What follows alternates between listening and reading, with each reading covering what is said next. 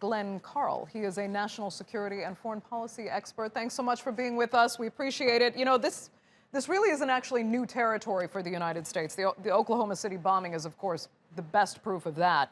But it's been a while, I think, since we've heard the term domestic terrorists, raise its head. How worried do you think Americans should be right now? That's a tough question. The threat is real. The threat from domestic right-wing neo-fascist, fascist, racist militias and individuals and organizations has existed for decades. And a point that is important to make is that when I was working, which goes back over a dozen years now, for 25 years, from the early 1990s on, I know for a fact that the #1 threat to American lives and treasure in the United States was these right-wing militias and groups. But, and this is not a partisan statement, it's firsthand lived experience, when a Republican was in the White House or controlling Congress, they refused to allow the intelligence community to say that. So this is not a new threat.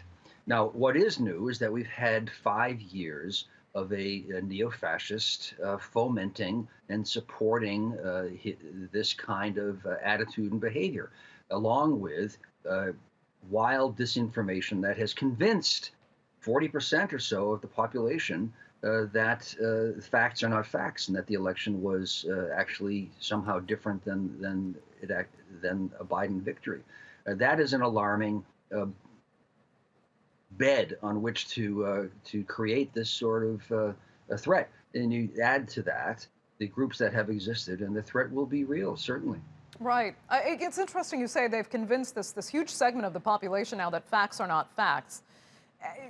Help me understand, actually, what they then believe they're really fighting for. I mean, they say, they don't want socialism, but then they also seem to be expecting more help from the government because poverty is rising in the United States.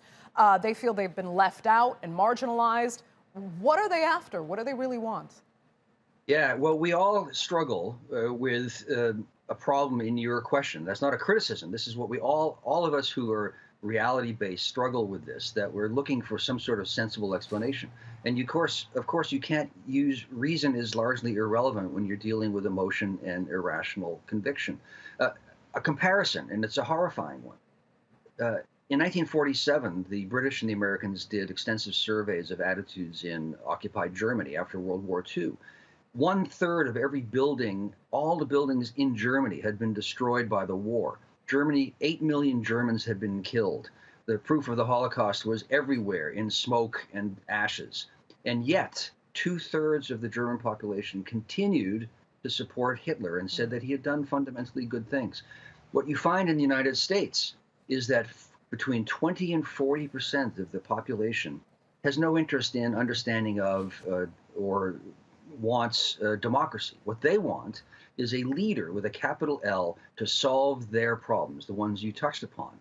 And that is the definition of fascism. You add to that our history of racism and the triumph of these views in the Republican Party, and you have a real problem. But it's not rational. It is a visceral, emotional, tribal perspective. And this visceral, emotional, tribal perspective, sometimes takes the form of militia groups that now have arms that they didn't have, 20, 30 years ago. I mean, the kind of assault weapons that are now out there, it's pretty frightening how dangerous some of these militia groups could be if they decided to take action.